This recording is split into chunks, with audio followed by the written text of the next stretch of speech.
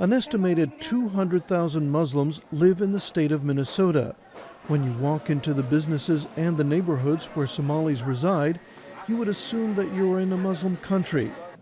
At night, houses of worship are full of people saying the so-called Tarawih prayers, identified with Ramadan. Rauda Mosque in Minneapolis is one of the places where worshipers congregate. Imam Abdi Razak Abshir Farah refers to the virtues a Muslim must observe during Ramadan. Muslims who are fasting shouldn't only avoid eating and drinking, but all evil deeds as well. During Ramadan, people strive to help the poor and the needy. Faria Ise Kalanjo is a volunteer from the Minnesota branch of Walal Afuri, an organization that helps poor people in Somalia. In Somalia, there are people who have no relatives in foreign countries who send them money and are in dire need. We're collecting the money for them. We don't know them, but we got their contacts through friends. Jamal Farah, also known as Happy Khalif, is a barber at Carmel Somali Mall. He's also a well-known comedian. Since I came to the U.S., I have never cooked food. Maybe I occasionally make tea for myself. You can find everything in the mall. Even there is a buffet upstairs. It is easy. Last year, the Minneapolis City Council approved a bill that permits Somali businesses to stay open after regular closing hours during the month of Ramadan. The owner of Safari Restaurant, Abdur Rahman Abkos, believes this came as a result of the prominent role that the Somali community plays in the city. To extend the hours of operations during the holy month of Ramadan is a recognition of the role of the Somali and the Muslim communities in the city. This year, Ramadan came in the summer season. People fast between 17 and 18 hours. Some complain about the high temperature and lengthy hours, but find it spiritually rewarding. For Mahmoud Masade, I'm Bill Rogers, VOA News. Well, Somalis have lived in Minnesota for more than 30 years now. Tens of thousands came as refugees of a civil war in their homeland, and their populations in this state is estimated at about 107,000. And our Corin Hoggard dug into the history with a Somali scholar and found out about the Somali trajectory and how it's pretty similar to what we've seen with other immigrant communities.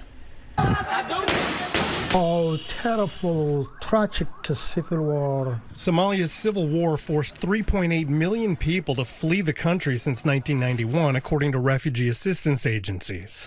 Almost all of them expected it to be temporary. Everyone in Somalia was just exactly saying, I'm just going to run away with the cup of tea in my hand today, but I'm going to be back tomorrow. Tomorrow hasn't come for more than 30 years, but at least 24,000 Somali refugees found new homes in Minnesota.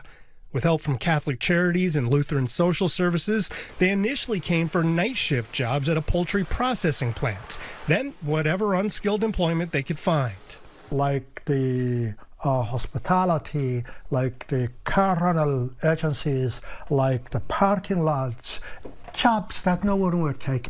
36% of the current Somali population in Minnesota still lives below the poverty level. That number is much lower among younger generations and mirrors the progress of Minnesota's Hmong population. They had a 31% poverty rate in 2011, more than 3 decades after first arriving. But right now, they're in line with the state's rate of about 9%. Nearly all Somalis in Minnesota are American citizens. Author Ahmed Ismail Yusuf says they're integrating into American society at a normal pace, but some of them still dream of the home they left behind. Where you were raised is always going to be a part of you.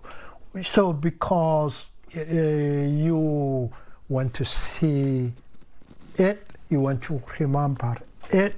On the subject of fraud, Yusuf says his community is both ashamed and upset, both at the people who committed crimes and at the perception that they're all to blame for it. In Minneapolis, Corin Hoggard, Fox 9.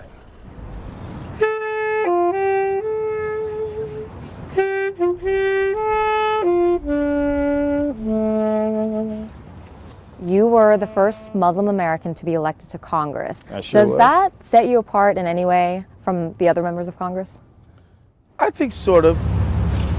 The Muslim community in Minneapolis is just really an awesome group of people. You know, mostly it's Somali community. Try to imagine being ripped out of everything, your family, your language, your culture, everything, and being thrust in a whole new environment. There's a whole bunch of challenges. The issue we're looking at is identity. We spoke to one Somali American man who has a young family. He came over from Somalia after spending 3 years at a refugee camp in Kenya. My grandfather was displaced by war. My father was displaced by war. I was displaced by war myself from the Somali civil war. Now, do you face any discrimination because of your background? Where I live, getting milk from a store, and I had 3 young people who just came in. The minute they saw me, started a very negative derogatory about Somalis, about the need for us to go back to where we came from, and so it's a real challenge. I've never seen the level of fear among Muslim Americans now than even post 9/11.